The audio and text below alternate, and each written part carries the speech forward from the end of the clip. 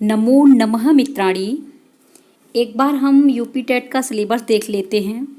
देखिए दोस्तों, ये आपके सामने है यूपी टेट का सिलेबस, जिसमें से मैंने अपठित अनुच्छेद, अकारांत, आकारांत स्त्रीलिंग, आकारांत नपुंसकलिंग, इकारांत, ये सभी टॉपिक करा दिए। घर, परिवार, सर्वनाम, क्रियाएं, शरीर के प्रमुख अंग, अव्यय, संधि, संख्याएं, लिंग, वचन, प्रत्याहार और स्वर, व्यंजन एवं विसर्ग, समास, उपसर्ग, पर्यायवाची शब्द, विलोम शब्द, ये सभी टॉपिक मैंने क्लियर करा दिए हैं।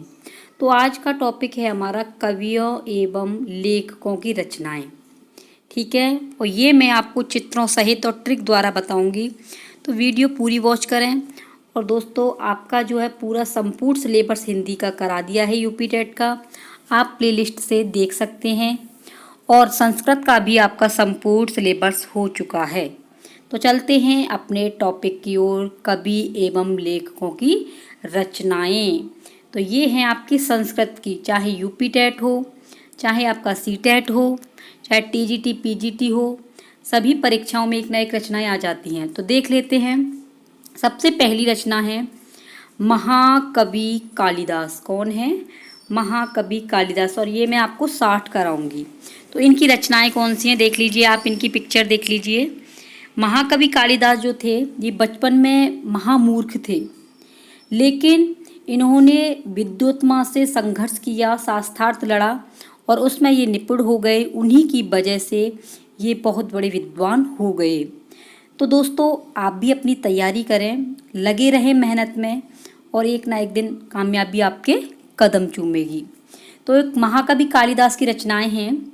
अभिज्ञान शाकुंतलम, ठीक है, रघुवंश महाकाव्यम, मेघदूतम, विक्रमोर्वशीयम, ये किसकी है? महाकवि कालिदास की। और आपका है कुमार संभव और ऋतु संहार, ये है आपकी कालिदास, महाकवि कालिदास की। ठीक है, ये कालिदास जी हैं। दूसरी है आपकी भरत मुनि। भरत मुनि, और भरत मुनि इसका लास्ट का अक्षर है नी, तो न से आप ले सकते हैं। इनकी रचना है नाट्य शास्त्र। कौन सी है भरत मुनि की? नाट्य शास्त्र। ये आपके भरत मुनि हैं। तीसरी है चाणक्य, और चाणक्य का दूसरा नाम है कौटिल्य विष्णुगुप्त, और इनकी रचना है अर्थशास्त्र। ठीक है, कौन सी है? अर्थशास्त्र। चौथी रचना है आपकी, देख लीजिए, जो 4th नंबर की है, भास द्वारा रचित है। और भाष्य, स से आप देख सकते हैं वास, भास का मतलब बीच में आ रहा है वास, तो स्वप्नवास वदत्ता, ये किसकी है? आपकी भास की। पांचवी है आपकी शूद्रक, और शूद्रक की रचना है मृच्छकटिकम।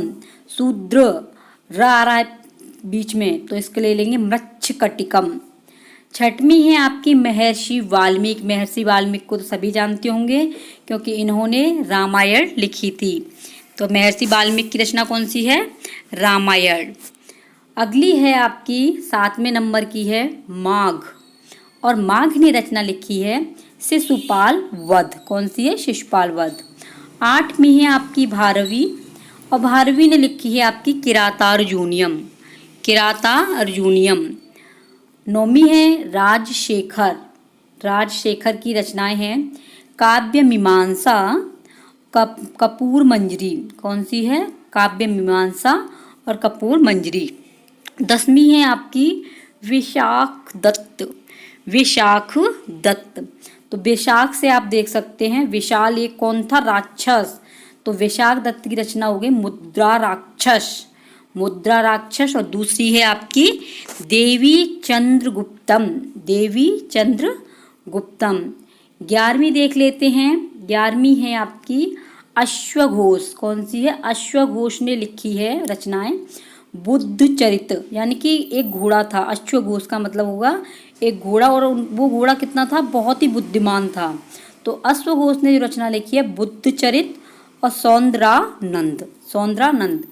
12वीं है आपकी जयदेव, और जयदेव की रचनाएं हैं गीत गोविंद, रति मंजरी, जय देव, गीत गोविंद और रति मंजरी। 12वीं है आपकी भट्टोजी दीक्षित। ये आपके जो हैं रचनाकार हैं भट्टोजी दीक्षित। इन्होंने रचना लिखी है अपनी सिद्धांत कौमुदी, व्याकरण सिद्धांत कौमुदी। तो भट्टोजी दीक्षित की कौन सी है? सिद्धांत कौमुदी और व्याकरण सिद्धांत कौमुदी, ये आपकी भट्टोजी दीक्षित की है। ठीक है, अगली है आपकी 14 नंबर की, देख लेते हैं। ये है आप इनके रचनाकार ये है वरदराज। वरदराज ने लिखा है आपकी वरदराज सार सिद्धांत कौमुदी, लघु सिद्धांत कौमुदी, मध्य सिद्धांत कौमुदी। 15वीं है वाणभट्ट। और वाणभट्ट को आप जानते हैं, इन्होंने लिखी है कादम्बरी और हर्षचरितम। ठीक है, ये आपके वाणभट्ट जी हैं और इन्होंने लिखी है कादम्बरी और हर्षचरितम। 16वीं है आपकी हर्षवर्धनम। और हर्षवर्धनम की रचनाएं हैं रत्नावली, प्रियदर्शिका, नागानंद। यानी हर्षवर्धन ने 3 रचनाएं लिखी हैं, रत्नावली, प्रियदर्शिका, नागानंद। 17वीं के कवि हैं भट्टी। और भट्टी ने लिखी है आपकी भट्टी काव्य। ये तो याद हो जाएगी, भट्टी काव्य है तो भट्टी काव्य इन्होंने लिखी है 17वीं। ठीक है, अगली है 18वीं। रचनाकार हैं आपके 18वीं के भवभूति। कौन से हैं? भवभूति। और इनकी रचनाएं हैं मालती माधव, महावीर चरितम, उत्तर रामचरितम। ये भवभूति ने लिखी है। नेक्स्ट है आपकी भर्तहरि। और भर्तहरि की रचना है नीति शतकम। नीति शतकम, श्रृंगार शतकम, वैराग्य शतकम। यानी जिसमें भी शतक आ रहा हो वो आपकी भर्तहरि की है। नेक्स्ट है आपकी भट्टी। तो भट्टी की हो गई भट्टी काव्य, अभी बताई थी आपको। तो ये हो गई आपकी भट्टी काव्य। अगली है बहुत ही इम्पोर्टेंट पाणिनि। और पाणिनि की रचना है अष्टाध्यायी। कौन सी है? अष्टाध्यायी। ये है आपकी इम्पोर्टेंट। ठीक है, बहुत ही इम्पोर्टेंट है, ये पाणिनि की रचना आ जाती है। नेक्स्ट है कात्यायन। कौन सी है? कात्यायन। और कात्यायन की रचना है वार्तिक। तो आधा त आ गया, बीच में भी आ गया है त, तो कात्यायन की रचना वार्तिक। अगली है कलहड़। और कलहड़ की रचना है राजतरंगिणी। कलहड़ राजतरंगिणी, ये आपकी होगी 23। दंडी की रचना है 10 कुमार चरितम। दंडी 10 कुमार चरितम। अगली है पतंजलि। पतंजलि की है महाभाष्य। नेक्स्ट है विट्ठल। विट्ठल की है प्रसादम। कौन सी है? प्रसादम। नेक्स्ट है ज्ञानेंद्र सरस्वती। ज्ञानेंद्र सरस्वती और इनकी रचना है तत्वबोधिनी। अगली है आपकी हरि दीक्षित। और हरि दीक्षित की रचना है शब्द रत्न। नेक्स्ट है कौड़ भट्ट। और कौड़ भट्ट की रचना है वैराग्य करण भूषण सार। वैराग्य करण भूषण सार। अगली है शेष नारायण। और शेष नारायण की रचना है सूक्ति रत्नाकर। कौन सी है? सूक्ति रत्नाकर। नेक्स्ट है आपकी पुरुषोत्तम देव। पुरुषोत्तम देव की है भाषावृत्ति। अगली है हेमचंद्राचार्य और इनका दूसरा नाम है राजभोज। और इनकी रचना है शब्दानुशासन। कौन सी है? शब्दानुशासन। तो ये हो गई आपकी 32 शब्दानुशासन। नेक्स्ट है आपकी हरदत्त। कौन सी है? हरदत्त। और हरदत्त की रचना है पदमंजरी। नेक्स्ट है रामचंद्र। और रामचंद्र की रचना है प्रक्रिया कौमुदी। रामचंद्र और आधा आ रहा है इसमें प्र, तो आप समझ सकते हैं रामचंद्र की प्रक्रिया कौमुदी। नेक्स्ट है वोपदेव। और वोपदेव की रचना है मुग्धबोध। अगली है आपकी मम्मट। ये आ जाती है पेपर में मम्मट। और इनकी रचना है काव्य प्रकाश। तो ये भी आपकी बहुत ही मोस्ट इम्पोर्टेंट है। ठीक है, तो ये है मम्मट। मम्मट की है काव्य प्रकाश। अगली है आपकी विश्वनाथ। विश्वनाथ की रचना है साहित्य दर्पणम। साहित्य दर्पणम। वेदव्यास। और वेदव्यास लिखा है महाभारत।